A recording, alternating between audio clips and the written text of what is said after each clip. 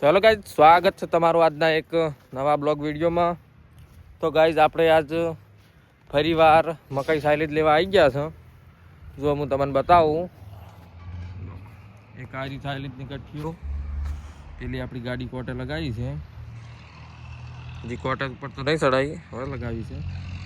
તો આ સાયલેજ એક આર્યું ઊભી મકાઈ અને આર્યું સાયલેજ.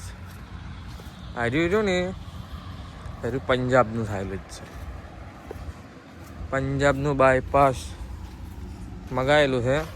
અને આ મકાઈ રહી ને આ એની પોતાની મેન્યુફેક્ચરિંગ છે. તો આ પંજાબ વાવ છે. અને એને પોતાનું જો હું બતાવું, એને પોતાનું રહ્યું ને એ પેલી બાજુ આગળ પડી રહ્યું છે. જો હું બતાવું કે આ રહ્યું ને આ રહ્યું સાયલેજ જો નવા જેવું લાગે, આ એનું પોતાનું છે. પેલો પંજાબનો છે. અને આ જો એની બધા મશીન ખોલી નાખ્યા છે. જો આ રહ્યા સાયલેજના માલિક. શું કહો સાયલેજ વિશે કોઈ બે શબ્દો કહેવા તમારે? સાયલેજ સારું વાપરો એક વખત, એક વખત લઈ જાવ તો બીજી વખત આવશે જરૂર. બરાબર. બે ક્વોલિટી છે, પંજાબનું છે અને અમારું છે. વધારે તમને ચિયું પાસ પડે, તમારું પંજાબનું?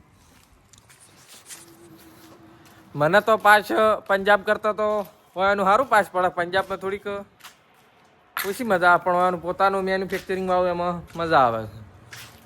જો આ રહી એના મશીનો, જો બધા મશીન ખોલેલા પડ્યા છે.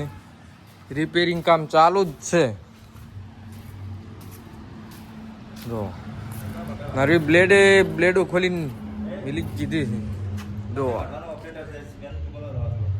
આ મકાઈ વાઢવાના ઓપરેટર મશીનના. બોલો, તમારો કોઈ બે શબ્દો કહેવા? કોઈ તો કોઈ નહીં કહેતા, કોઈને લઈ જવું હોય તો લઈ જાવ શકો. એટલે મશીન કે સાયલેજ? મશીન.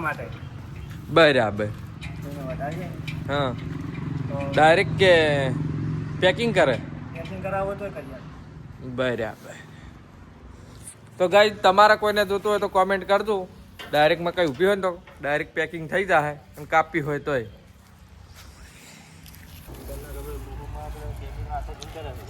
હા, કેમેરો ઝૂમ થાય ને?